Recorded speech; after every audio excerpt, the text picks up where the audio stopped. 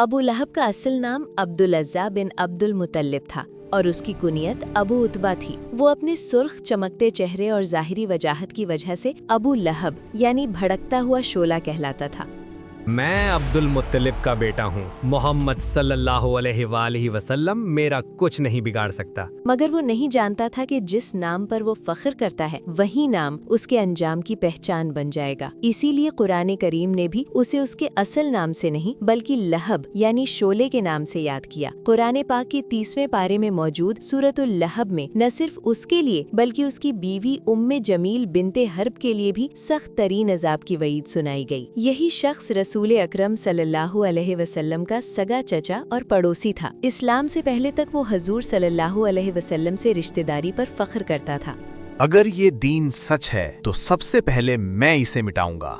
यहाँ तक कि अपने 2 बेटों उतबा और उतैबा का निकाह नबी करीम सल्लल्लाहु अलैहि वसल्लम की 2 साहबजादियों हजरत रुकैया और हजरत उम्मे कुलसूम से किया। अगरचे रुखसती नहीं हुई थी, लेकिन जब इस्लाम का नूर फैला तो अबू लहब की नफरत इंतहा को पहुँच गई और उसने जबरदस्ती अपने दोनों बेटों से तलाक दिलवा दी। इसके बाद वो हजूर सल्लल्लाहु अलैहि वसल्लम का खून का प्यासा दुश्मन बन गया। तारीख गवाह है कि रसूलुल्लाह सल्लल्लाहु अलैहि वसल्लम, आपके अहले खाना और सहाबा रज़ियल्लाहु पर सबसे ज्यादा जुल्म सितम अबू लहब और उसकी बीवी नहीं किया। सल्लल्लाहु अलैहि वसल्लम के रास्ते में कांटे बिछाओ, सुकून न लेने देना।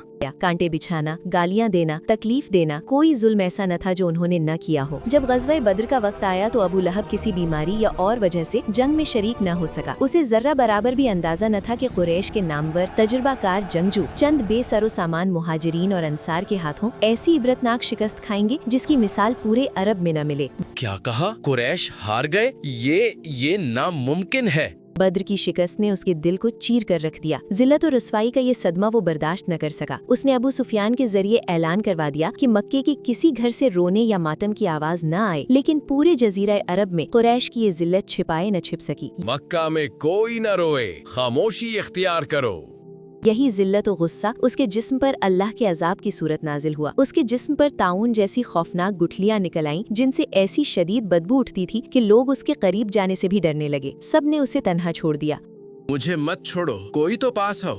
ग़ज़वा बद्र को सिर्फ 7 दिन ही गुजरे थे कि इस्लाम का ये बदतरीन दुश्मन जलील होकर मर गया। मगर कहानी यही खत्म नहीं होती। उसकी लाश 3 दिन तक उसी जगह पड़ी सड़ती रही। न बेटे आगे बढ़े न रिश्तेदार। सबको डर था कि कहीं बीमारी न लग जाए। जब इलाके में ताफुन फैलने लगा और लोग बातें बनाने लगे, तब उसके बेटों ने चंद हबशी मजदूरों को उजरत देकर एक गहरा गड्ढा खुदवाया। लाश को दूर से धक्का देकर उस गड्ढे में डलवाया गया और बाज रिवायात के मुताबिक दूर ही से पत्थर मार मार कर लाश को मिट्टी तले दबा दिया गया। ये था इस शख्स का अंजाम जो अल्लाह के रसूल का दुश्मन था। अल्लाहु अकबर। आखिर में एक बात, जहाँ कहीं अल्लाह के अजाब का जिक्र आए वहाँ सुभान अल्लाह के बजाय अल्लाहु अकबर लिखा करे, या वो अल्फाज जो दिल की कैफियत बयान करें। रसूल अल्लाह के दुश्मन कल भी जलील थे, आज भी जलील हैं और क़यामत तक जलील ही रहेंगे इंशाअल्लाह।